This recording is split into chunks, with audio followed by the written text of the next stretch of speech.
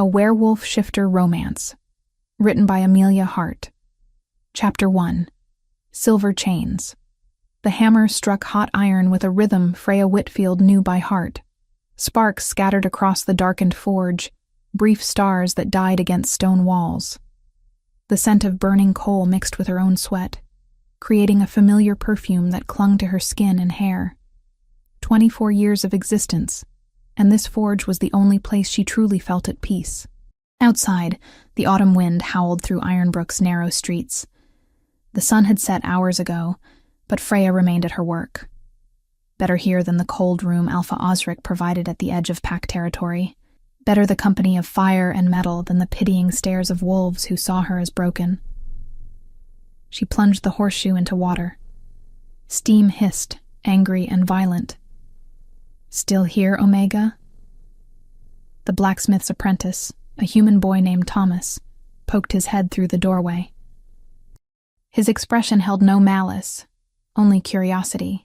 Humans didn't understand the shame that came with being a wolf who couldn't quite measure up. "Finishing Master Gerard's order," Freya replied, setting the cooled shoe aside. Her hands were steady, despite the exhaustion pulling at her bones. "You should get home before the moon rises fully." Thomas glanced at the darkening sky visible through the high windows. "You're not worried? It's a new moon. They say rogues get bold when there's no light to hunt by." She almost laughed. Rogues weren't the danger, not to her. Alpha Osric made certain everyone knew Freya Whitfield was pack property, even if she spent her days among humans. Even if her wolf was so weak she barely registered on another shifter's senses. "I'll be fine," she said. Thomas left with a wave. The forge fell silent except for the crackling fire. Freya worked for another hour, losing herself in the song only she could hear. The metal sang when she touched it, a vibration that traveled from her palms to her chest. It had been that way since childhood, a secret she kept buried deep, because different meant dangerous in Alpha Osric's territory. The last piece cooled. She banked the forge fire and gathered her threadbare cloak. The walk back to Packlands took half an hour through forests that bordered the neutral territory. Freya kept her head down and her steps quick. The unearthly howl stopped her cold. It came from deep within the forbidden woods, the stretch of wilderness that belonged to no pack. A place where shifters went to die or to hide. The sound tore through the night again, raw with agony, and something in Freya's chest twisted painfully. She should keep walking. Should return to her small room and pretend she heard nothing. Her feet turned toward the forest. The underbrush grabbed at her cloak and scratched her exposed hands. Freya pushed deeper, following a pull she didn't understand. The howls had stopped, but now she heard something worse. Labored breathing. The wet sound of blood hitting earth. Moonlight filtered through bare branches, illuminating a scene from nightmares. A massive black wolf lay collapsed against an ancient oak. Silver chains wrapped around his body, pinning him to the trunk. The metal gleamed with runes that hurt to look at directly, symbols that spoke of old magic and older hatred. Where the chains touched fur, the flesh burned. Smoke rose from wounds that should have healed instantly on any shifter. The wolf's eyes opened. Silver. Not amber or gold like most of their kind, but pure silver that caught the faint light and reflected it back. Those eyes fixed on Freya with an intelligence that made her breath catch. He was dying. She should run. Should call for Alpha Osric. Should do anything except move closer to a strange wolf bound by magic she didn't understand. Freya knelt beside him. "Easy," she whispered, though she didn't know if he could understand in this form. "I'm going to help." The wolf made a sound between a growl and a whimper. Warning or permission, she couldn't tell. Her hands hovered over the chains. Heat radiated from the silver, making her fingers tingle. But beneath that heat, she felt something else. A resonance. The same singing sensation she experienced with every piece of metal in her forge. The chains were calling to her. Freya closed her eyes and let instinct guide her. She pressed her palms against the silver, ignoring the burn. The song grew louder, clearer. She could feel the structure of the metal, the way it had been forged and twisted and imbued with power meant to hold and hurt. But metal answered to her will in ways she'd never understood. She thought of breaking, of freedom, of chains that served no purpose but cruelty. The silver cracked. The wolf's breathing changed, becoming steadier.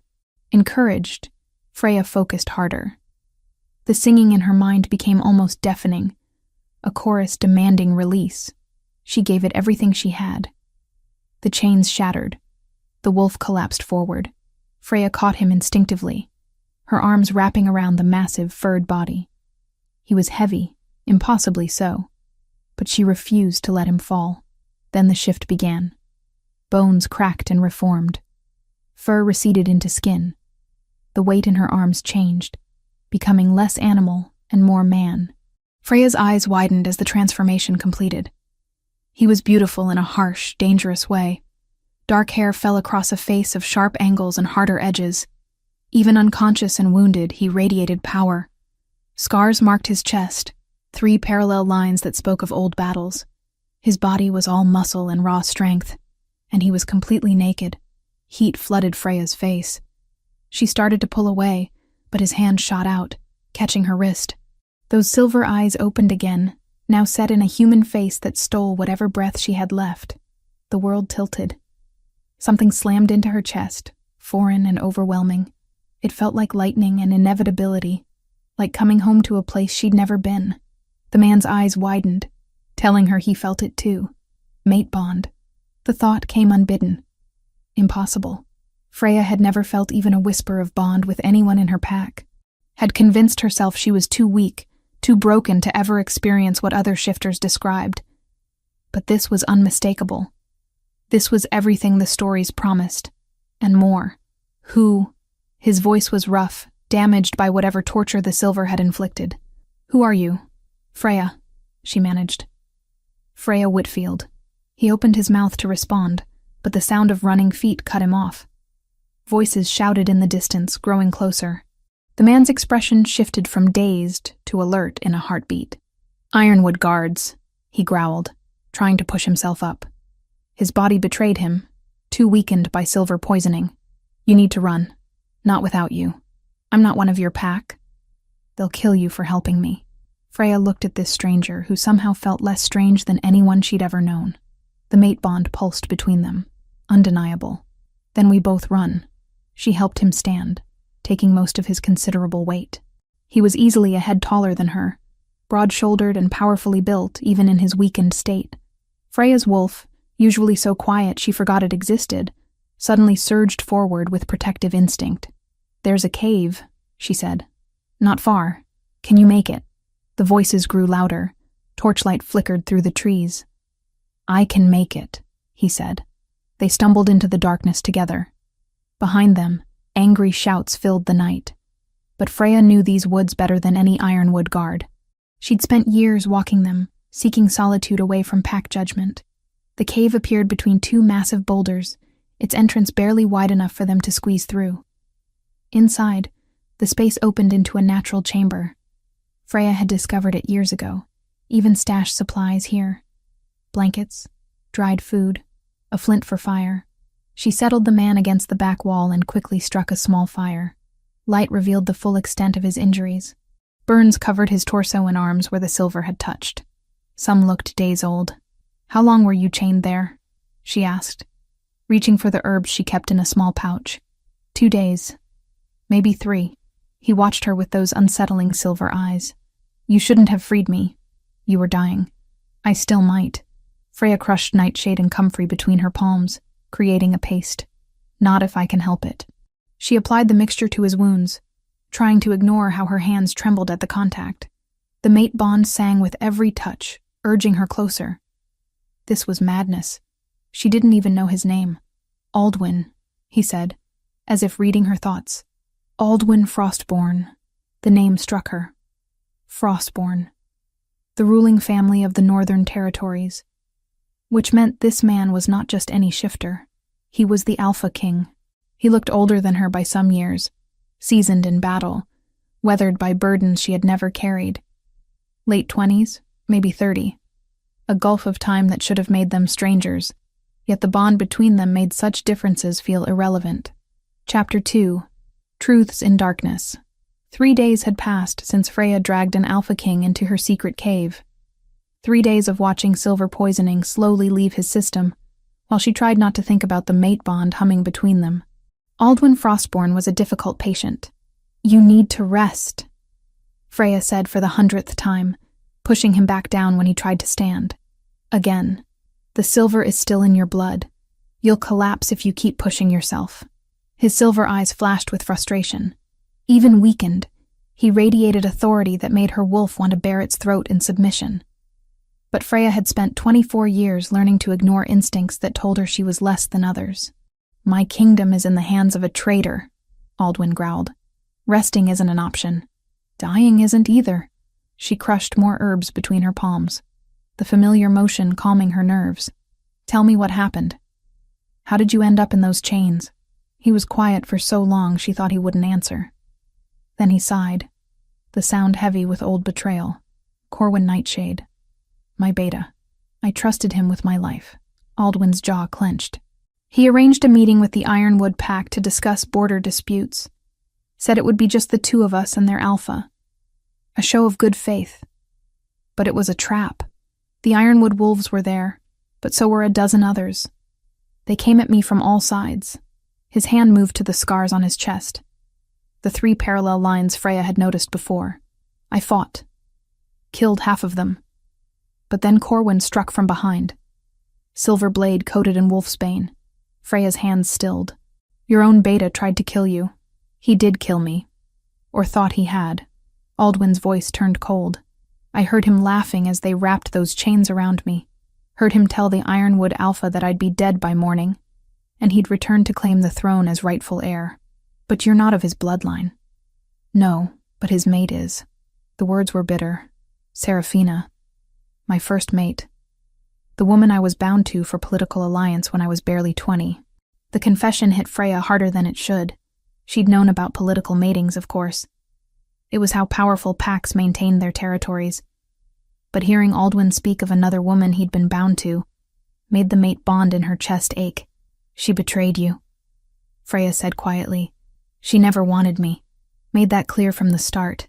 Aldwin met her gaze. The bond was incomplete.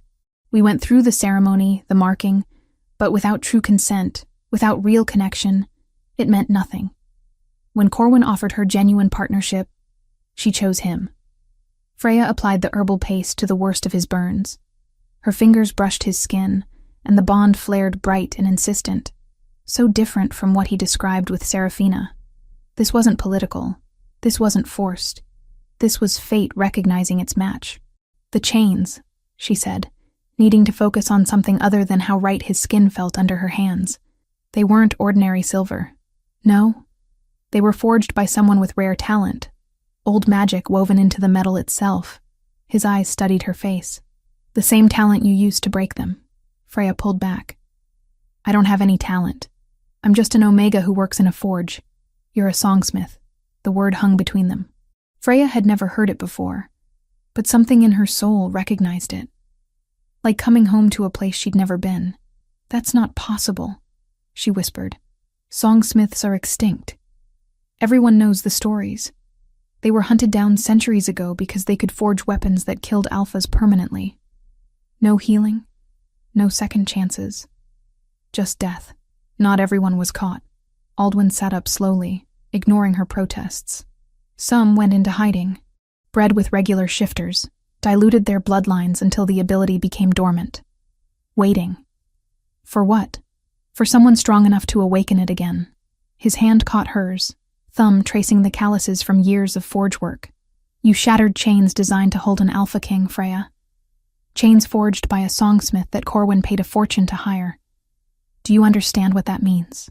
She understood too much and not enough. The way metal sang to her. The instinctive knowledge of how to shape and break it.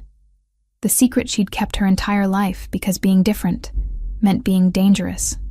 "If Corwin hired a songsmith to make those chains," Freya said slowly, "then he knows they exist. He knows their power. And if he discovers you—" Aldwin didn't finish. He didn't need to. The cave suddenly felt smaller, more like a trap than a sanctuary. "Why can't you just claim me?" The question burst out before Freya could stop it. "If we're true mates, If the bond is real, why not complete it and be done? Aldwin's expression softened. Because I won't be another person who takes your choice away. The mate bond is powerful, Freya. Overwhelming. It makes you want things, feel things that might not be real without the magic pushing you together. You think I don't want this? She gestured between them. That I'm only feeling this because of some cosmic force?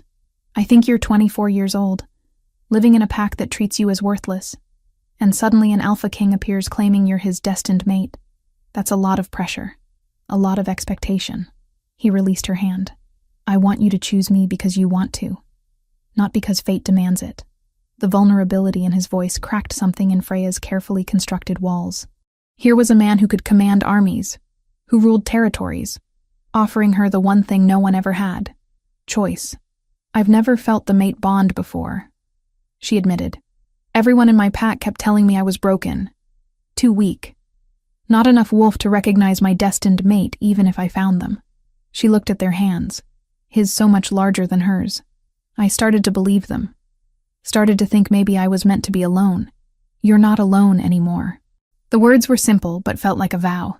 Before Freya could respond, footsteps echoed outside the cave. She tensed, reaching for the makeshift knife she'd fashioned from a broken chain fragment. Aldwin pushed himself in front of her despite his weakened state. Alpha King. A male voice called from the entrance. It's Gideon. I'm alone. Aldwin relaxed marginally. Come in, slowly. A man squeezed through the narrow opening. He was tall, broad-shouldered, with blonde hair tied back, and a scar cutting through his chin. His eyes widened when he saw Aldwin alive. Thank the gods, Gideon breathed. We thought you were dead. Corwin announced it 3 days ago. Held a mourning ceremony and everything. How touching. Aldwin's voice dripped sarcasm. I'm sure his grief was profound. He's already moving to consolidate power. Declared himself interim Alpha King until proper succession can be established. Now Gideon's gaze flicked to Freya, questions in his eyes. Who is she? Freya Whitfield. She saved my life. And you brought her here? Gideon's tone turned sharp. Alpha King, with respect, we don't know if she's working with Corwin. This could be a trap. The words stung, but Freya couldn't exactly blame him. She was a stranger who'd appeared at the perfect moment. It did seem suspicious. She's my mate, Aldwin said flatly. Gideon's eyes widened. But Seraphina was never truly mine. The bond was incomplete, political. This, Aldwin gestured between himself and Freya, is real. Gideon studied Freya with new intensity. Then, slowly, he bowed his head. My apologies, Lady Freya. If the Alpha King claims you as mate, you have my loyalty. Lady. The title sat wrong on her shoulders. She was no lady, just a forge worker who'd made one impulsive decision. What's happening in the capital? Aldwin asked. Gideon's expression darkened. Corwin's moving fast. Your sister, Lady Vivian, is in danger. He's pushing for a marriage alliance. Says it will stabilize the kingdom and honor your memory. Aldwin's growl rattled the cave walls. He'll force her. She's resisting, but she has no legal grounds to refuse. As interim Alpha King, Corwin has the authority to arrange marriages for the royal family. I need to get back. Aldwin tried to stand. His legs wobbled. Freya caught him. You can barely walk. My sister needs me. Your sister needs you alive, Freya countered. If you go back now, Corwin will kill you before you reach the castle gates. The silver is still weakening you. You need at least another day, maybe 2. We don't have 2 days. Gideon's voice was grim. The wedding is scheduled for 3 days from now. Some kind of blood bond ritual that will make Corwin nearly immortal if completed with royal blood.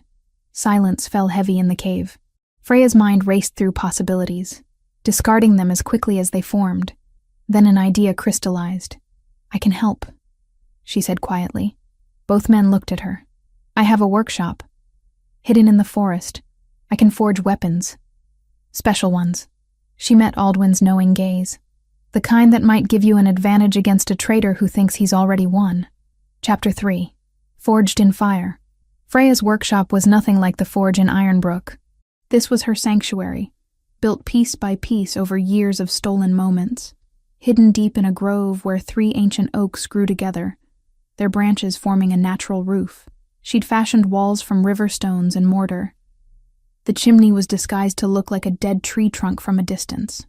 Aldwin stood in the doorway, his silver eyes taking in every detail. The weapons hanging on the walls, the carefully organized tools, the forge itself, smaller than a proper smithy but perfectly maintained. "You built all this?" His voice held genuine awe. "Over 5 years." Freya moved to the forge, already mentally cataloging what she'd need. Alpha Osric thought I was gathering herbs. I was actually stealing supplies and learning to work metal without anyone questioning why an Omega cared about weaponry. Gideon entered behind Aldwin, ducking under the low doorway. "This is impressive work." The craftsmanship alone would take most apprentices a decade to master. Freya didn't respond. She was already pulling ingots from their hiding places. Silver, iron, steel. Her hands moved with certainty born of countless hours spent here. "What do you need from us?"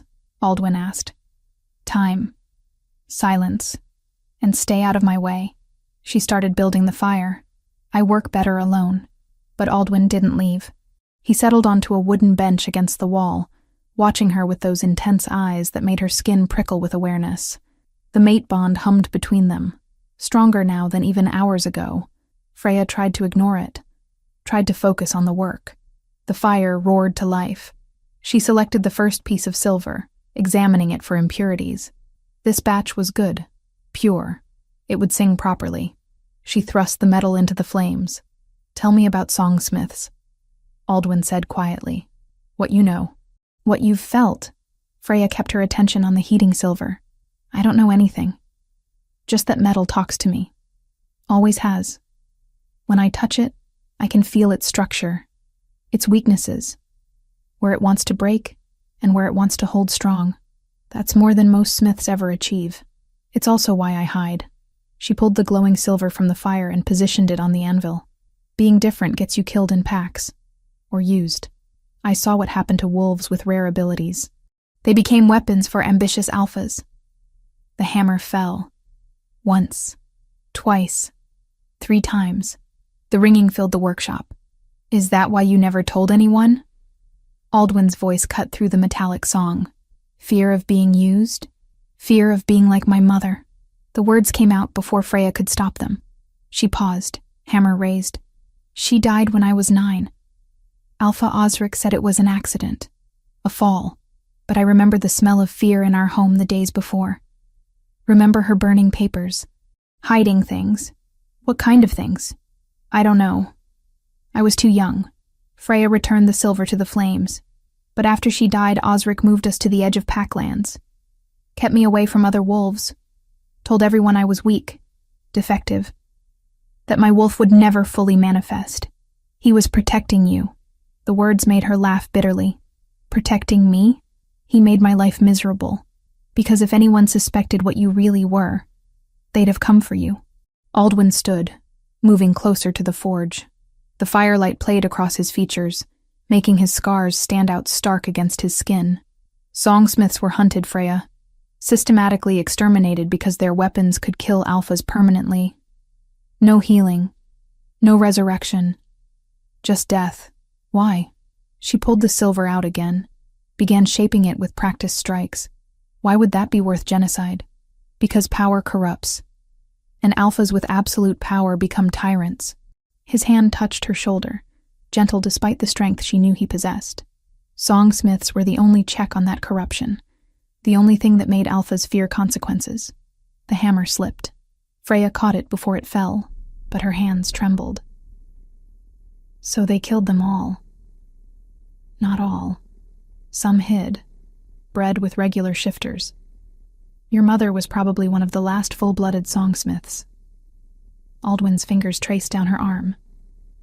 Which makes you something rarer still. A second-generation songsmith with awakened abilities. How do you know so much about this? His expression darkened. Because my father ordered the final purge. 30 years ago, when I was barely born. He found the last known songsmith settlement and had every man, woman, and child executed. The workshop fell silent, except for the crackling fire. Freya set down her hammer carefully. Very carefully. Your father. Killed your people. Yes. Aldwin didn't look away from her accusing stare. I didn't know until I was 16. By then, he was dying of the same paranoia that drove him to such extremes. He told me on his deathbed, said it was necessary, that songsmiths were too dangerous to exist. And what do you think? I think he was a coward who couldn't imagine sharing power. Aldwin's jaw clenched. I think he committed genocide because he was afraid. And I think if he'd survived to meet you, he'd have tried to kill you too. Freya should feel rage, should push him away. The mate bond protested the very thought, but she forced herself to consider it rationally. Why didn't you tell me before? Because I wanted you to see me first, not the son of a monster. His hand cupped her cheek. But you deserve truth, even ugly truth. She studied his face. The sharp lines, the old scars, the eyes that had seen too much and still looked at her with something approaching reverence. Your father's dead? 15 years ago. Then I can't hate him, only his memory. She turned back to the forge. And I can't hate you for his choices. That would make me the same kind of monster. Relief flooded through the mate bond. Aldwin pulled her against his chest, his arms wrapping around her waist. Freya leaned into the embrace despite the heat from the forge. You're burned, he murmured against her hair. His fingers found the blisters on her palms. Let me help. I'm used to it. That doesn't mean you should suffer. He guided her to the bench, pushed her down gently. His hands were surprisingly careful as he examined the burns. Then he lowered his head and traced his tongue across the worst of them. Freya gasped. The burns didn't heal completely, but the pain faded. Alpha saliva had mild healing properties, she knew, but this felt different, more intimate. Better? His silver eyes had darkened to pewter. Yes, they were too close. The workshop was too small. The mate bond was too insistent. Aldwin leaned in slowly, giving her time to pull away. Freya didn't. Their lips met softly, tentatively. Nothing like the desperate kisses from stories she'd heard. This was careful. A question waiting for an answer. She answered by pulling him closer. The kiss deepened. Aldwin's hand threaded through her hair, tilting her head for better access. Freya's fingers clutched his shirt, feeling the solid muscle beneath. Heat that had nothing to do with the forge pooled low in her belly. When they finally broke apart, both were breathing hard. I'm not enough, Freya whispered. I'm just an Omega. You're an Alpha King. This doesn't make sense. The bond doesn't care about titles. His forehead pressed against hers. And neither do I. You're brave, talented, strong in ways that have nothing to do with physical power. That's what I see. That's what I want. But everyone will say, let them talk. He kissed her again, harder this time. I've spent my whole life making choices for political gain. This is mine. You are mine. If you'll have me. The mate bond sang agreement, but Freya needed to hear herself say it. I want this. Want you. The admission felt like jumping off a cliff. Even though it terrifies me. Good. Aldwin's smile was fierce. Fear means you're paying attention. He kissed down her neck, finding the spot where shoulder met throat. The place shifters marked their mates. Freya's breath caught. This will hurt, he warned. I know. For a heartbeat she hesitated, remembering his words, that he wanted her to choose freely. And she did. Not because fate demanded it, but because in that moment she knew her own will. She leaned into him, offering her throat not in surrender, but in certainty. His teeth sank into her flesh, sharp, deep, claiming. Freya's back arched with pain that rapidly transformed into something else entirely. The mate bond exploded between them, going from a gentle hum to a roaring inferno. She could feel him now. His emotions, his desire, his absolute certainty that she was his. When he pulled back, blood stained his lips. The mark throbbed on her neck, but already she could feel it beginning to heal into a permanent scar. Proof of their connection. Yours, she breathed. Mine, he agreed. They made love on the workshop floor, surrounded by tools and unfinished weapons. It was imperfect and overwhelming and absolutely right. Afterward, wrapped in his arms with her cheek pressed against his chest, Freya felt the mate bond settle into something unshakable. Morning came too soon. Gideon returned with grim news and 5 loyal warriors ready to fight. Freya pushed aside her exhaustion and returned to the forge. Now she wasn't working alone. Aldwin helped however he could, fetching materials and keeping the fire fed. They worked in companionable silence, the mate bond making words unnecessary. By evening, Freya had forged 5 sets of matched daggers. Silver that wouldn't burn allies but would cut enemies. Each blade hummed with power she didn't quite understand, but trusted implicitly. 3 days, Gideon reminded them. Then Corwin binds himself to your sister through the blood bond ritual. Aldwin's expression hardened. Then we have 3 days to end this. Gather who you can trust. Meet us at the northern border tomorrow at dawn. As the warriors left to make preparations, Freya cleaned her tools. Tomorrow they'd march toward a battle she barely understood. Tonight, she had this moment. No regrets? Aldwin asked quietly. Freya touched the mark on her neck. Only that we didn't have more time. We'll make time. After. He pulled her close. I promise you that. Chapter 4. Masks and Daggers. The festival torches cast dancing shadows across Frostborn Castle's stone walls. Music and laughter spilled from the great hall where Corwin celebrated his supposed ascension. Freya pulled the servant's cloak tighter, keeping her head down as she moved through the crowded corridors. The dagger strapped to her thighs felt heavier with each step. She'd never killed anyone before. Wasn't sure she could. But for Vivian, for Aldwin, she'd try. Wine for the high table! A steward barked at passing servants. Freya joined the line, grabbing a pitcher. The perfect excuse to get close. The great hall was magnificent in a brutal sort of way. Black banners hung from vaulted ceilings. The high table sat elevated on a dais where Corwin held court. He looked every inch an alpha king in dark velvet and silver chains. Handsome, confident, utterly false. Freya's wolf stirred with recognition. She'd seen Corwin before, years ago, when he visited Stonehaven territory. He'd smiled at her then, patted her head, and called her Little Omega. She'd thought him kind. What a fool she'd been. She poured wine for lesser nobles, working her way toward the dais. Her eyes scanned for Aldwin and his men. There, near the main doors, guards in unfamiliar colors. But she recognized Gideon's stance, the way Aldwin held himself even when trying to blend in. Their eyes met across the crowded hall. The mate bond flared, warm and reassuring. He gave the smallest nod. Soon. You there. A hand gripped Freya's arm. Lord Corwin requires more wine. She climbed the dais steps, heart hammering. Up close, Corwin was even more imposing. His amber eyes swept over her dismissively before returning to his conversation with the Ironwood Alpha. Freya poured carefully, keeping her hand steady. As she turned to leave, a familiar scent hit her. Old blood and bitter herbs. Osric. Her former alpha stood at the dais edge, deep in conversation with one of Corwin's men. He hadn't seen her yet. Freya ducked her head and moved quickly toward the servants' exit. A narrow staircase led to the upper floors where the royal chambers were kept. Freya discarded the wine pitcher and pulled one dagger free. The metal sang to her touch, eager. The corridors grew quieter as she climbed. Fewer guards here. They were all at the festival. She found the royal wing by following the scent of expensive perfume and fear. Lady Vivian's chamber was guarded by 2 men. Freya's mind raced. She couldn't fight 2 trained warriors. But maybe she didn't need to. She stepped into view, letting her cloak fall open enough to show her simple dress. Young, harmless, female. Begging your pardons, she said, voice shaking genuinely. Lord Corwin sent me to check on the lady. Make sure she's ready for tomorrow's ceremony. The guards exchanged glances.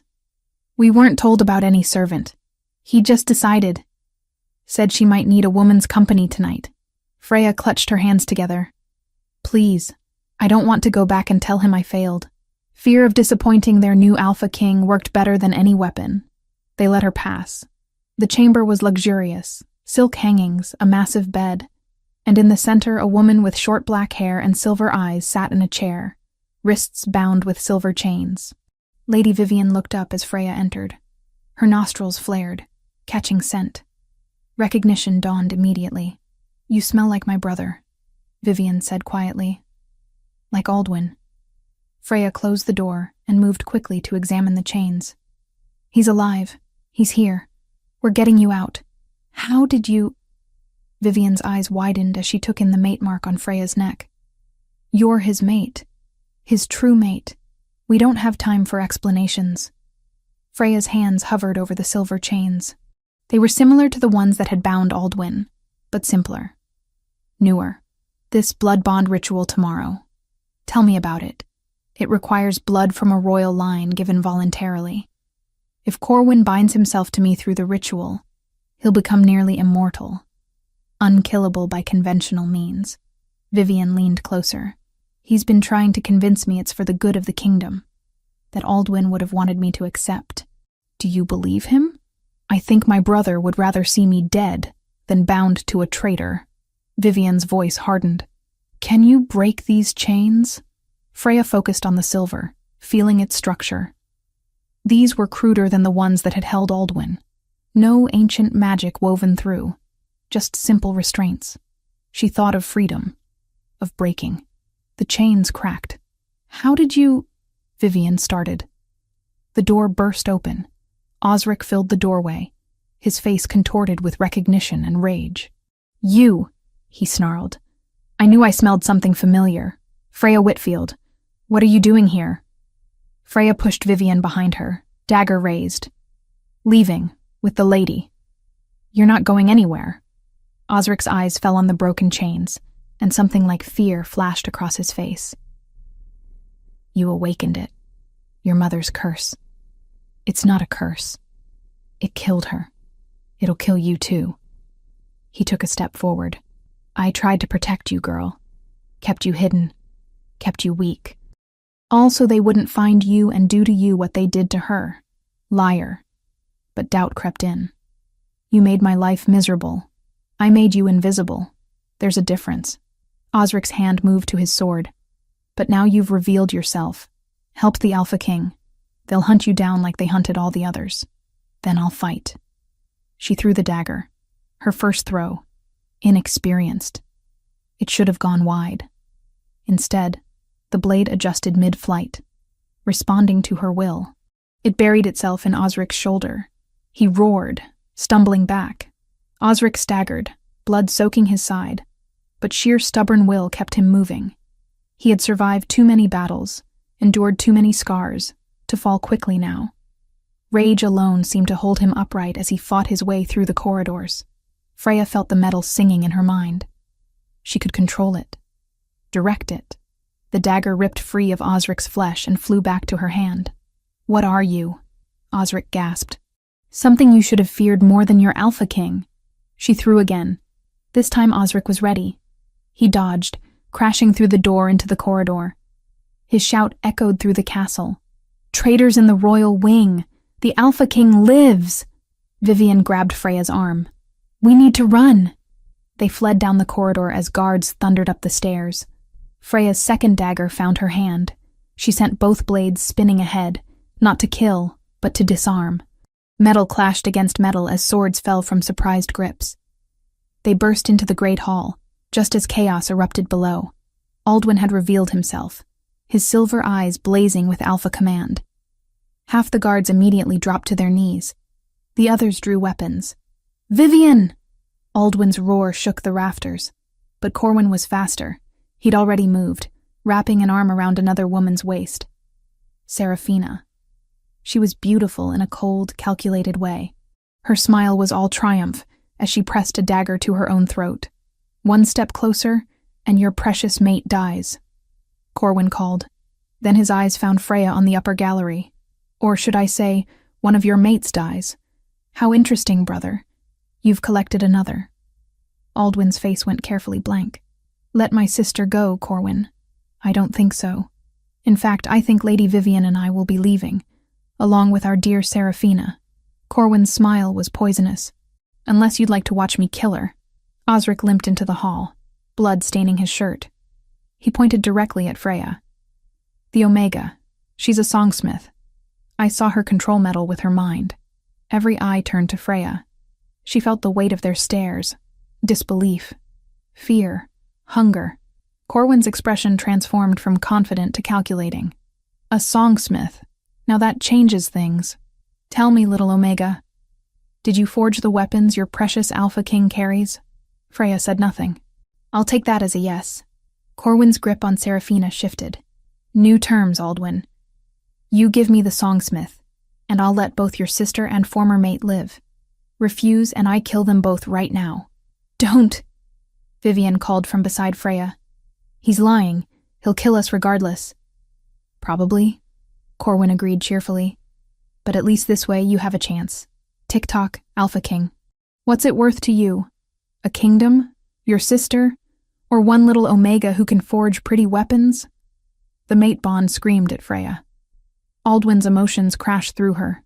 Rage, helplessness, desperation. She made her decision. Freya stepped toward the gallery railing. I'll go with you. Let them go. No. Aldwin started forward. Corwin's blade moved to Seraphina's throat. Stay where you are. The songsmith comes to me willingly, or I paint this floor with royal blood. Freya descended the stairs slowly. Every instinct screamed at her to run, but Vivian's life hung in the balance. And maybe, just maybe, she could turn this around from the inside. She was 5 steps from Corwin when Aldwin moved. Not toward Corwin, but toward the guards who'd remained loyal. His command voice rang out. Take them! The hall exploded into violence. Shifters transformed mid-leap. Swords clashed. Blood splattered across pristine stones. Corwin cursed and ran, dragging Seraphina. Osric grabbed for Vivian, but she fought back with surprising ferocity. Freya's daggers flew from her hands, creating chaos as they spun through the crowd. She reached Vivian just as Gideon appeared, cutting down Osric's guards. Together they formed a protective circle. Where's Aldwin? Freya gasped. Chasing Corwin. Gideon pointed toward the eastern corridor. He's not thinking clearly. The mate bond makes him reckless when you're threatened. Freya ran. She found Aldwin cornering Corwin near the stables, but Corwin wasn't alone anymore. A dozen ironwood wolves surrounded them, fangs bared. This isn't over, Corwin called as he mounted a horse. I'll be back for what's mine, brother. The throne, the kingdom, and your precious songsmith. He rode into the night, Osric and Seraphina fleeing with him, and clutched in Osric's arms, unconscious, was Vivian. Aldwin shifted, his massive black wolf form giving chase, but arrows rained down from ironwood archers, forcing him back. When he shifted to human form again, rage and defeat warred in his expression. They'd won the castle, but they'd lost his sister. Chapter 5. The Price of Blood. 2 days had passed since Aldwin reclaimed his castle. 2 days of treating wounded warriors and securing loyalties. 2 days watching his mate's shoulder slowly heal from a silver blade that had caught her during the escape. Freya sat in what was now their shared chamber, fingers tracing the bandage. The wound ached, but not as badly as the hollow feeling in her chest. Vivian was gone. Taken by Corwin and Osric into whatever hole they'd crawled into. Aldwin paced before the window, his frustration a living thing transmitted through their bond. Gideon stood near the door, arms crossed, watching his alpha spiral. We have scouts searching every known hideout, Gideon said for the 3rd time that hour. They'll find them. Will they find them before Corwin completes the blood bond ritual? Before he becomes unkillable? Aldwin's fist slammed against the stone wall. My sister is in the hands of a madman. A raven landed on the windowsill. The message tied to its leg bore Corwin's seal. Aldwin read it, his expression turning to stone. Without a word, he handed it to Freya. The letter was simple, cruel. Trade the songsmith for your sister. Dawn, 3 days from now, at the old ruins near Ironwood territory. Come alone, or I kill them both. Refuse, and I'll make Vivian's death last days. Freya's hands shook. We have to go. No. Aldwin's voice was flat. Absolute. It's a trap. He wants you. Your ability to forge weapons. Once he has that, he'll kill Vivian anyway and become unstoppable. So we do nothing? Freya stood. ignoring the pull in her shoulder. Just let your sister die?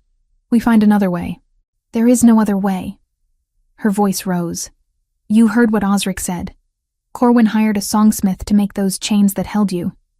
That songsmith is probably dead now. I'm the only one who can forge what he needs. He won't kill me. Not immediately. And that's supposed to comfort me? Aldwin crossed to her, gripping her shoulders gently. Freya, if he takes you, I may never get you back. The mate bond would drive me mad feeling you suffer, feeling you die. Through the bond, she felt his terror. It matched her own. But beneath it ran something stronger. Purpose. Then we make sure he doesn't take me permanently. She met his silver gaze. I have a plan. Gideon stepped forward. My lady, with respect, any plan that involves you in Corwin's hands is a bad plan. Not if I sabotage whatever he wants me to forge. Freya pulled away from Aldwin, moving to the desk. She found parchment and began sketching. Songsmiths can build flaws into weapons. Invisible weaknesses that activate at the right moment. I'll forge whatever Corwin demands, but it will be useless. Maybe even dangerous to him. He'll test it, Aldwin said. He's not stupid. Then I'll make it pass simple tests. But fail when it matters most. Her hand moved across the parchment, years of forge work guiding her design. Trust me. I know metal. I know how to make it betray its wielder. Aldwin studied the sketches. Slowly, reluctantly, he nodded. If we do this, you're not going alone. The message said alone. I said you're not going alone. His voice held alpha command that made Freya's wolf submit automatically. We follow at a distance, close enough to intervene. It wasn't perfect, but it was something. That night, Freya couldn't sleep. She lay beside Aldwin, listening to his breathing, feeling the mate bond pulse between them. Tomorrow she'd walk into a trap, maybe die. Probably be tortured. Worth it, if Vivian lived. She slipped from bed before dawn, leaving only a letter on the pillow. Gideon would try to stop her. Aldwin would refuse to let her go alone. But this was her choice, her sacrifice. The stables were quiet. Freya saddled a horse quickly, checking the hidden daggers strapped to her thighs. As she led the mare outside, a figure emerged from shadows. Tamsin, you're going after Lady Vivian, her friend said. Not a question. You should be in the servants' quarters. And you should be in bed with your mate. But here we are. Tamsin grabbed a saddle. I'm coming with you. Tamsin, this is dangerous. They'll torture me, maybe kill me. Then you'll need someone watching your back. Tamsin's jaw set stubbornly. Besides, I can do something you can't. What? Tamsin pulled a long strip of bright red fabric from her satchel. Leave a trail. You'll be focused on Corwin. I'll mark our path so your alpha can find us. Freya wanted to argue, but having Tamsin along meant Aldwin would find them faster. And maybe, just maybe, her friend's presence would keep Corwin from doing his worst immediately. They rode into the pre-dawn darkness. Behind them, Gideon would eventually find Freya's letter and wake Aldwin. They'd follow, but by then, she'd be miles ahead. The ruins appeared as the sun broke the horizon. Ancient stones covered in moss and creeping vines. Once a temple. Now a den for whatever evil Corwin had become. Freya dismounted, Tamsin beside her. As promised, her friend tore strips from her underskirt, tying them to branches. Bright red against autumn brown. When they take me inside, Freya whispered, keep marking the path. Stay hidden. And if I don't come out, you'll come out. Tamsin squeezed her hand. You're the strongest person I know, Freya Whitfield. Don't you dare die on me. Corwin emerged from the ruins, Osric flanking him. Both wore triumphant smiles. The songsmith arrives. How punctual. Corwin's eyes found Tamsin. And she brought a pet. How sweet. Bring them both. Guards materialized. Too many to fight. Freya's daggers were stripped away before she could react. She and Tamsin were dragged into the ruins' depths.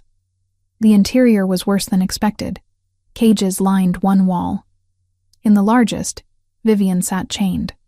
Her face was bruised, dress torn, but her silver eyes burned with defiance. Beside her, in a smaller cage, huddled Seraphina. Corwin's supposed mate looked terrified. "Vivian!" Freya lunged forward. Chains caught her, cold iron wrapping around her wrists. Not silver, but spelled with something dark, magic that made her skin crawl. "Freya, no," Vivian called. "You shouldn't have come." Of course she came. Corwin circled Freya. "Love makes us do foolish things. Isn't that right, Songsmith? You love the Alpha King, would do anything to save his sister. Let them go. You have what you want. Do I?" Corwin's hand caught her chin, forcing her to meet his amber eyes. "What I want is weapons that can kill alphas, chains that can hold them, and most importantly, I want the Frostborn line destroyed completely." Osric stepped forward, and Freya's blood turned to ice. Her former alpha looked older than she remembered. "Haunted. Tell her," Corwin commanded. "Tell her what you told me about her precious mate's family." Osric's eyes couldn't meet hers. "Your mother, Ilara Whitfield. She was the last known songsmith, the last one we could find. I know that already. Do you know who ordered her death?" Osric's voice cracked. "Do you know which Alpha King demanded every songsmith be hunted and killed?" "No, please no. Aldwyn's father." The words fell like stones. "King Theron Frostborn. He sent me personally, gave me orders to execute any songsmith I found in my territory. Your mother had hidden well, but she made a mistake, forged something too perfect.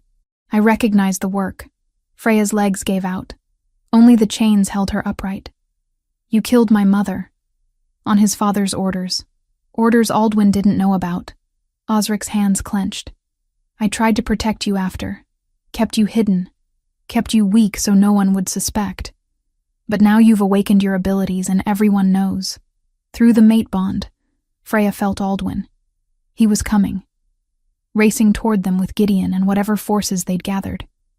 She felt his determination. His love, but also his father's shadow. The blood debt between their families. Touching story." Corwin clapped slowly. "But we have work to do. Songsmith, you're going to forge me a weapon. Something that can kill Aldwyn Frostborn permanently. Refuse, and I'll make your friend suffer." He gestured. Guards dragged Tamsin forward, forcing her to her knees. "Choose. Forge the weapon, or watch her die slowly." In the cage, Vivian screamed protests. Seraphina watched silently, her expression unreadable. Freya looked at Tamsin, her friend, the only person besides Aldwyn who'd ever seen her as worth something. Then she looked at the anvil and forge already prepared in the ruin's center. "Fine," she said. "I'll forge your weapon, but I need my hands free." Corwin smiled. "Remove her chains, but keep guards on her, and on the human girl. If she tries anything, kill them both." As the chains fell away, Freya's mind raced.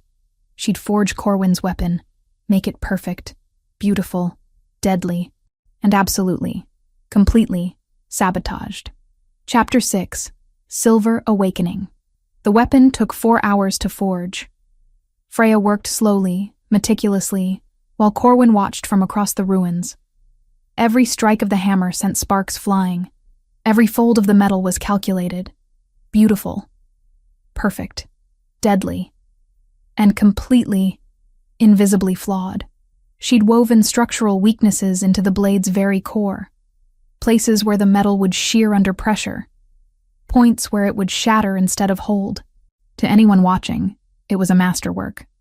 To someone who understood metal's song, it was a time bomb. "Finished," Freya announced, holding up the sword. Firelight danced along its edge. Corwin approached, his amber eyes hungry. He took the weapon, testing its weight and balance. "Exquisite. Everything I hoped for." "Test it," Freya said. "Make sure it meets your standards."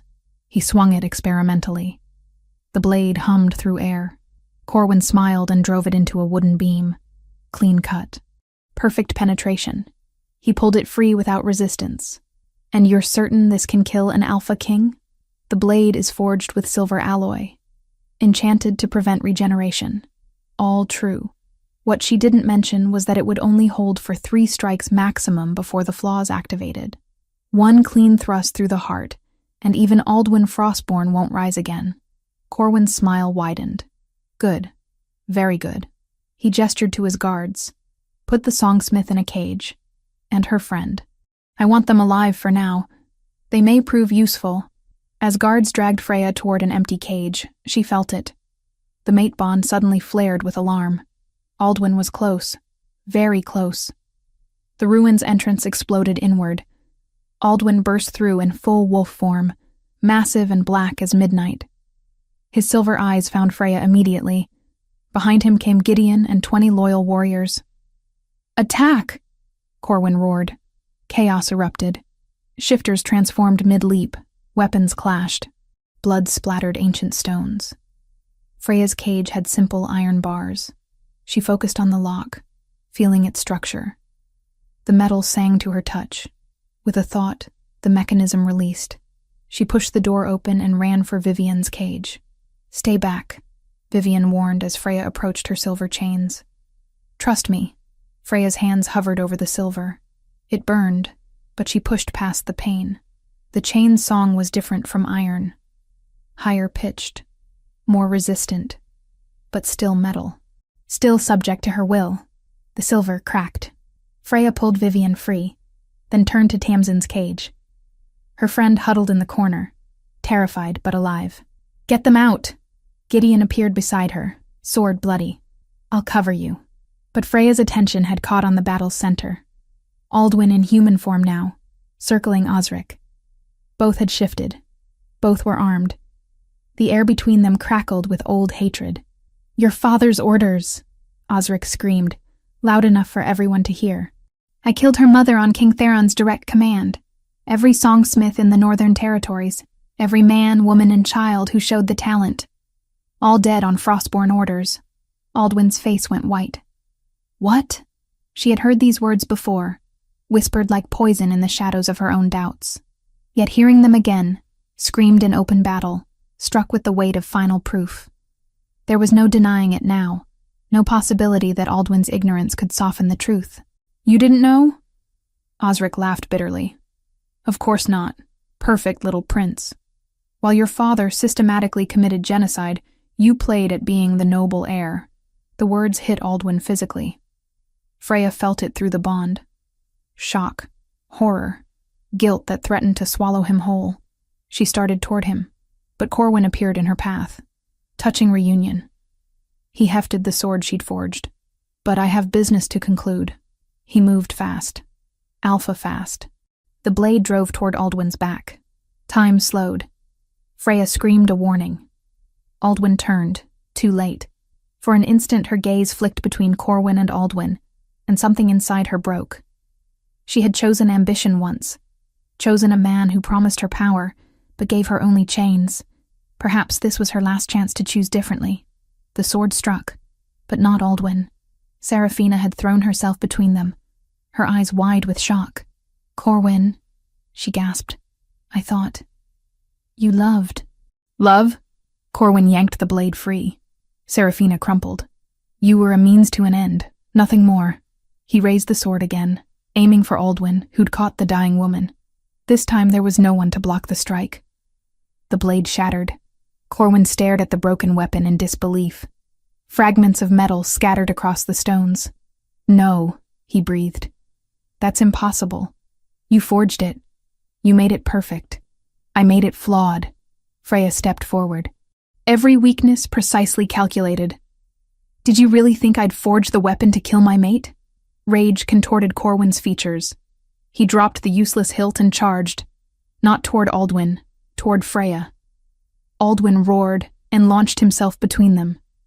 Corwin's claws raked across his chest. Deep, vicious, silver-tipped and poisoned. Aldwyn fell. The mate bond went silent. Freya felt something inside her break. Not the bond. Something deeper. Something that had been sleeping her entire life, waiting for this exact moment of desperate need. Power exploded from her core. Her skin erupted with light. Ancient runas blazed across her arms, her shoulders, her face. Glowing silver script that hurt to look at directly. Her eyes burned, shifting from green to pure molten gold. The songsmith bloodline fully awakened. Every piece of metal in the ruins answered her call. Swords flew from warriors' hands. Daggers spun through the air. Chains ripped free from walls, all of it orbiting Freya in a deadly dance. "What?" Corwin stumbled back. "You wanted a songsmith." Freya's voice echoed with power. "Here I am." The metal obeyed her thoughts. Fragments from the shattered sword reformed, weaving together into liquid silver that flowed through the air. She directed it toward Corwin, Osric, and the ironwood wolves who'd aided them. The silver formed a cage. Perfect, seamless, impenetrable. "No!" Corwin threw himself against the bars. They held, but Freya had already turned away. Aldwin lay motionless, blood pooling beneath him. The mate bond was there, but faint, fading. She fell to her knees beside him. "No, no, no, don't you dare leave me." "Freya." His voice was barely a whisper. "I didn't know. About your mother. About what he did. I swear. I know." She pressed her hands to his wounds. The runas on her skin glowed brighter. "Save your strength. The poison." "Shut up." She focused on the metal in his blood, the silver that was killing him. She could feel it, sense its structure, and if she could sense it, she could command it. The silver pulled free from his wounds. Freya directed it out, watching it pool in her palms as liquid metal. Aldwin gasped as the poison left his system. But the wounds were still critical. Too deep. Too much blood loss. Freya grabbed a discarded dagger and cut her own palm. Her blood, mixed with songsmith power, would heal him. Had to heal him. She pressed her bleeding hand to his chest. "Live," she commanded. Not a request. An order backed by ancient magic. The runas flared. Power flowed from her into him. She felt his heart stutter, then strengthen. Felt torn flesh knit back together. Felt the mate bond surge from dying ember to roaring flame. Aldwin's eyes opened. Silver meeting gold. "You saved me," he breathed. "You saved me first." She helped him sit up. Around them, the battle had stopped. Every wolf stared at the glowing songsmith who'd just performed impossible magic. Aldwin's hand cupped her face. "My father's crimes are not yours." Freya's voice was firm. "I won't judge the son for the father's sins. That would make me as monstrous as those who hunted my people. But your mother died 15 years ago. You were 14. She leaned into his touch. "You were a child. You didn't order her death. You didn't know. And now you're trying to build something different. Something better." Relief flooded the mate bond so intensely it made her dizzy. "You forgive me?" he asked. "There's nothing to forgive." "But Aldwin?" She met his eyes steadily. "I need you to claim me. Properly. Publicly. I don't want anyone questioning whether I belong to you or you to me." He smiled. Despite the blood, despite the battle, despite everything, he smiled. "Here? Now?" "Here. Now." In front of everyone. Aldwin stood, pulling her with him. His voice rang out across the ruins, carrying alpha command that made every shifter present stand at attention. "This woman is my mate, my true mate. She is Freya Frostborn, Luna Queen of the Northern Territories. Any who challenge her right, challenge me." He pulled her close and kissed her. Not gentle, claiming, possessive, a public declaration that she was his, and he was hers. When they broke apart, Gideon was the first to kneel. "My queen." One by one, the others followed. Even wounded warriors dropped to their knees. Only those trapped in Freya's metal cage remained standing. Vivian approached, her silver eyes bright with tears. "Welcome to the family, sister." The word sister made Freya's throat tight. Family. She had a family again. But as she looked at the imprisoned traitors, at the destruction around them, she knew this wasn't over. This was just the beginning. The days that followed blurred into weeks. Healing, rebuilding, burying the dead. Time slipped like sand through her fingers, each sunrise carrying them farther from the chaos of the ruins and closer to something resembling peace. Chapter 7. Crown of Silver. The formal ceremony took place 3 weeks after the battle at the ruins, time enough for wounds to heal and for word to spread across the northern territories. Every alpha, every beta, every pack with any claim to power gathered in Frostborn Castle's great hall. Freya stood before them in a gown of silver and midnight blue. The dress had been Vivian's idea, commissioned from the finest seamstresses in the kingdom. It made Freya uncomfortable. She was used to forged clothes, not silk and embroidery. But this was necessary. This was proof. Aldwin stood beside her on the dais, wearing the crown that marked him Alpha King. His silver eyes found hers, and through the mate bond, she felt his steady confidence. "We gather today," his voice carried through the hall, "to witness the formal claiming and coronation of my mate, Freya Frostborn, last of the Songsmith line, Luna Queen of the Northern Territories." Murmurs rippled through the assembled wolves, some approving, others less so. Freya caught fragments of conversation. Omega. Unworthy. Too weak. The same judgments she'd heard her entire life. Aldwin's hand found hers. "Do you, Freya Whitfield, accept me as your mate, your alpha, your king?" "I do." "Do you swear to stand beside me, to help rule these lands with wisdom and strength?" "I swear it." His teeth found her neck again, reopening the mate mark, claiming her a second time before witnesses. The bond flared between them, complete and unbreakable. When he pulled back, blood stained his lips. "She is mine," Aldwin declared. "Any who challenge her right, challenge me." Gideon stepped forward, carrying a second crown, smaller than Aldwin's, but no less magnificent. Silver worked into intricate patterns that resembled both wolf and flame. Aldwin placed it on Freya's head. The weight settled, and with it came the reality. She was no longer just a forge worker. She was Luna Queen. "All hail Queen Freya," Gideon's voice rang out. The hall erupted in response. Not all enthusiastic, but enough. Enough to make it real. The celebration lasted deep into the night. But Freya only endured an hour before escaping to the battlements. The cold autumn air was a relief after the stifling hall. "You looked ready to murder someone." Vivian joined her, 2 goblets of wine in hand. 3 someones, actually. Freya accepted the wine gratefully. "Did you hear what Lady Blackwater said? That an Omega Queen would weaken the bloodline. Lady Blackwater is an idiot who thinks breeding is the only measure of worth." Vivian leaned against the stone wall. "Ignore her.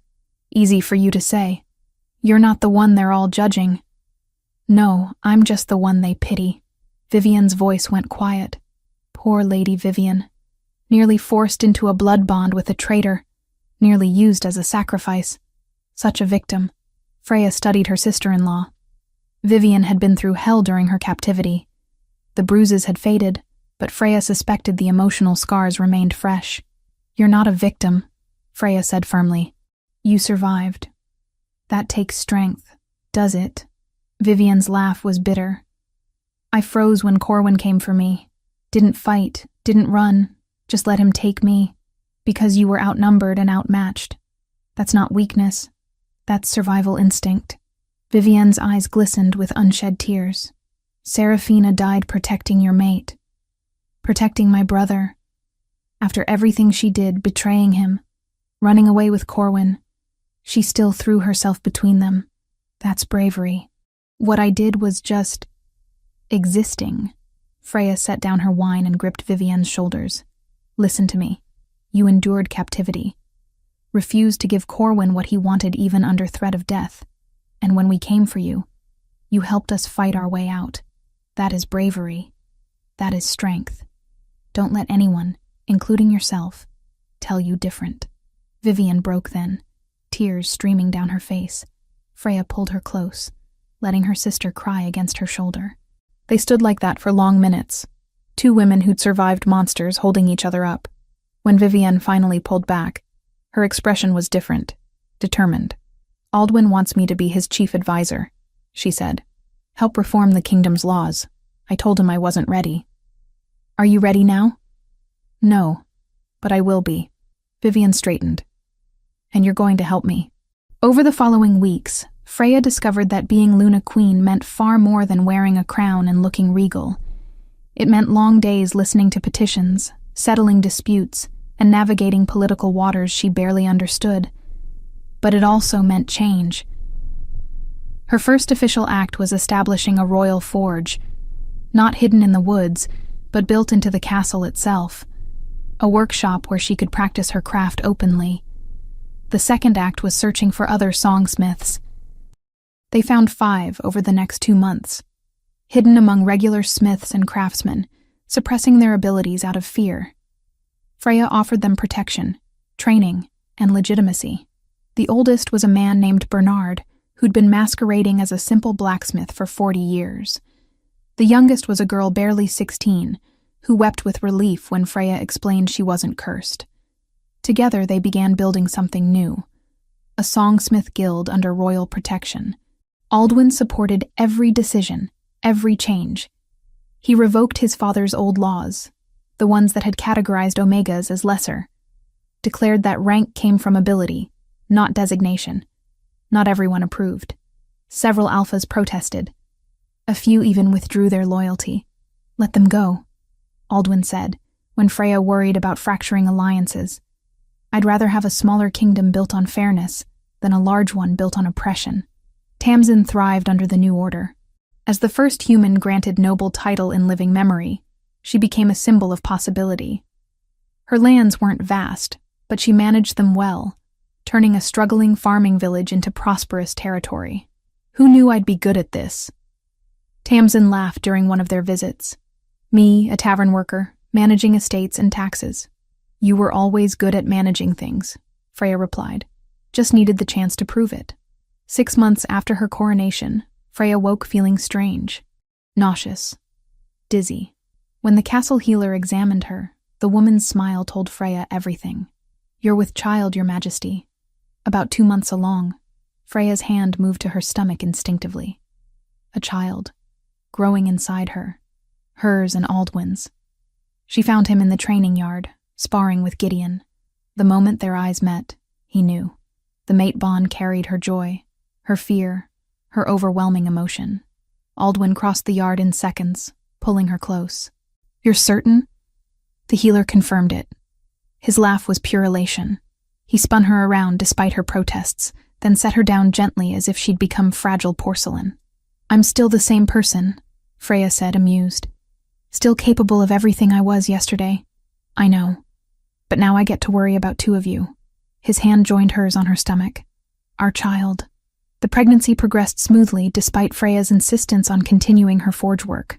She modified her routine, working shorter hours and avoiding the heaviest pieces. But she refused to stop completely.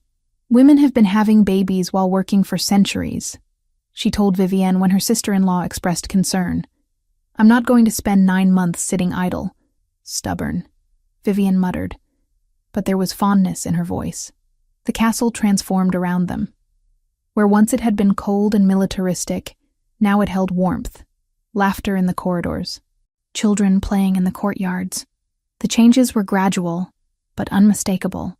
One evening, 9 months after her coronation, Freya stood in the forge workshop, putting final touches on a set of training daggers.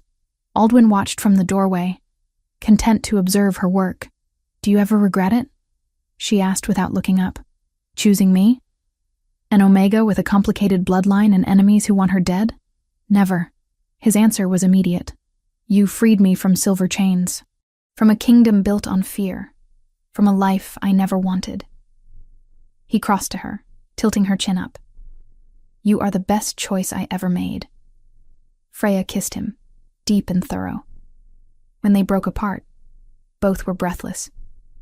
"Come to bed," Aldwin murmured. "The forge will be here tomorrow." "In a moment.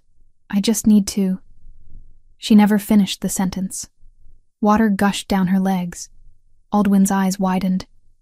"Is that the baby?" Freya gripped his arm. "The baby's coming." Chapter 8. Legacy of Silver and Wolf. The seasons had turned swiftly, years layering themselves like pages in a book too full of change. What once felt fragile had settled into routine, into life, into a kingdom learning how to breathe again. The labor lasted through the night, Freya gripped Aldwyn's hand hard enough to leave marks as another contraction tore through her. Vivian wiped sweat from her forehead while the castle's head healer directed from the foot of the bed. "One more push, Your Majesty," the healer encouraged. "I can see the first crown." First. The word registered dimly through the pain. Twins. The healer had suspected twins for months, but hearing it confirmed now made everything more intense. Freya bore down with everything she had. The mate bond pulsed between her and Aldwyn, his strength flowing into her when she needed it most. A baby's cry split the air. "A boy," Vivian announced, tears streaming down her face. "You have a son." Aldwyn's expression transformed with wonder as the healer placed the squirming infant on Freya's chest.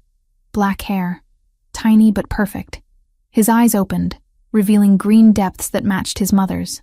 "Hello, little one," Freya whispered, touching his impossibly small hand. His fingers wrapped around hers with surprising strength. "We're not done yet," the healer reminded them. "The second child is coming." 10 minutes later, a second cry joined the first. A girl, red-faced and furious at being born. She had Freya's auburn hair and Aldwyn's striking silver eyes. 2 heirs, Aldwyn breathed, holding both infants as Freya recovered. "We're blessed twice over." They named the boy Alaric. The girl became Astrid. Both nursed eagerly. Both showed signs of the bloodlines they carried. When Alaric grew fussy, metal objects near him rattled. When Astrid cried, the wolves in the kennels howled in response. "They'll be powerful," Vivian observed during one of her visits. "Both of them. The kingdom will be in good hands." 3 years passed in what felt like a heartbeat. Alaric grew tall for his age, serious and thoughtful. Astrid was smaller but fierce, with her father's determination and her mother's stubborn refusal to accept limitations. Freya watched them now from the Royal Forge workshop. Alaric sat cross-legged before a collection of nails, his small face scrunched in concentration. One nail lifted an inch off the ground before clattering down. "Good," Freya praised. "But remember, don't force it. The metal wants to move, you just guide it." Astrid practiced shifting in the courtyard under Aldwyn's supervision. Her transformations were still partial, flickering between human and wolf, but she was learning. Both children were learning. The kingdom had transformed as much as the royal family. The Songsmith Academy now housed 23 students of varying ages and abilities. What had once been a forbidden art was now celebrated, protected, taught. But not all territories had accepted the changes peacefully. The Ironwood Pack, still bitter over Corwin's defeat and Osric's exile, had refused to swear loyalty. For 3 years they'd maintained hostile borders, raiding occasionally but never committing to full war. Until today, Alpha Brennan of Ironwood had sent a formal challenge. Single combat between alphas. Winner took control of both territories. "You don't have to accept," Gideon argued as Aldwyn prepared. "We can end this with a full assault." "And lose how many warriors?" Aldwyn checked his armor. "No. If Brennan wants to settle this the old way, I'll oblige him." Freya helped fasten the last straps. "The armor I forged will hold against anything he brings, but promise me you'll come back." "Always." He kissed her deeply. "I have too much to live for to throw it away on an honor duel." The combat took place at the border, witnessed by members of both packs. Brennan was older than Aldwyn by a decade, scarred and experienced. But Aldwyn had fought traitors and survived silver poisoning. He'd been forged in fires hotter than simple pack disputes. The fight was brutal. Both alphas shifted between human and wolf form, using every advantage. Aldwyn's armor, inscribed with protective runes, turned aside killing blows.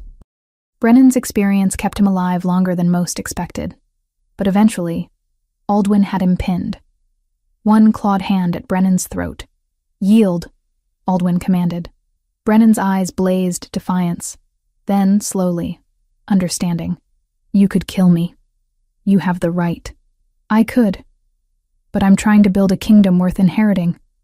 One where strength doesn't always mean death." Aldwyn released him and offered his hand. "Yield. Join us. Help build something better than endless territorial wars."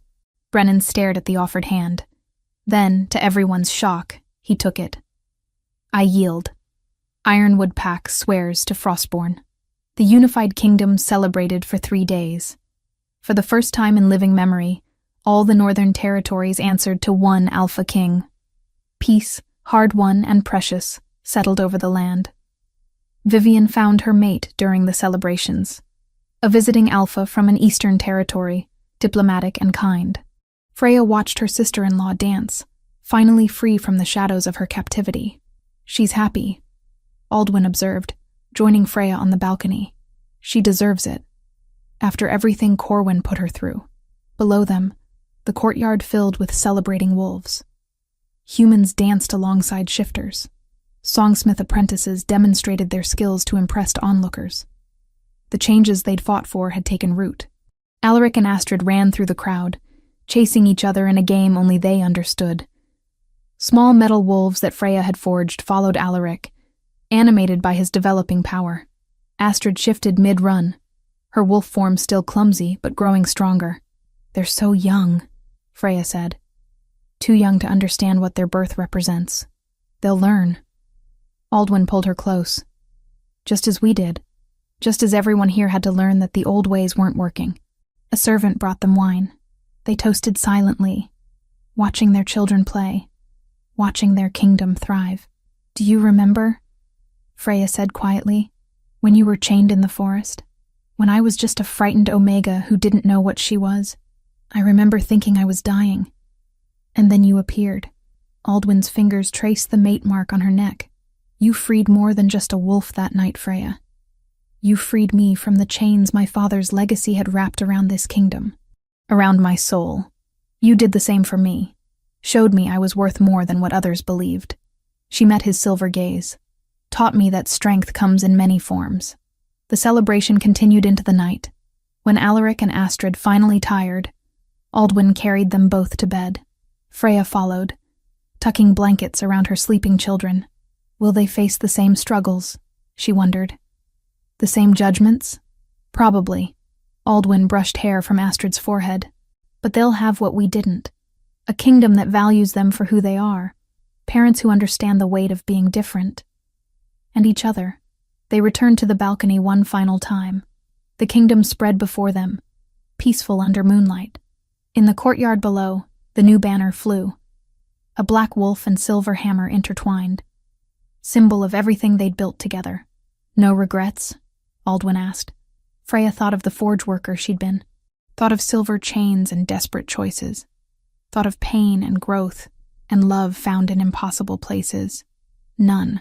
She laced her fingers through his. "You told me once that I freed you from chains. But you freed me too. From the chains of believing I was worthless. From thinking my worth was measured by what others decided. We freed each other. Yes," she smiled. "And now we get to watch our children grow up free. In a kingdom where no one is chained by fear, or prejudice, or old hatreds." Aldwin pulled her into his arms. "You know what the greatest weapon against tyranny is?" "What?" "Hope. The belief that tomorrow can be better than yesterday." His lips found hers. "You gave me that. Gave all of us that." Far below, Alaric's metal wolves prowled the empty courtyard, animated by dreams. Astrid shifted in her sleep, small growls escaping. The next generation, already powerful, already unique, already free. Freya rested her head against Aldwin's chest, listening to his steady heartbeat. 3 years ago she'd been alone in a forge, believing herself broken. Now she stood beside her mate, mother to powerful children, queen of a transformed kingdom. "The chains were never made of silver," she said softly. "No, they were made of fear, of believing we had to be what others expected, of accepting limitations others placed on us." She looked up at him. "But we broke those chains, and no one will ever forge them again." Aldwin's arms tightened around her. Never again. The moon rose higher, full and bright. Somewhere in the distance, wolves howled. Not in pain or challenge, but in celebration. In unity. The kingdom of Silver and Wolf had been forged in fire and blood in desperate love. But it would endure, because the greatest chains had been broken, and freedom, once tasted, could never be forgotten.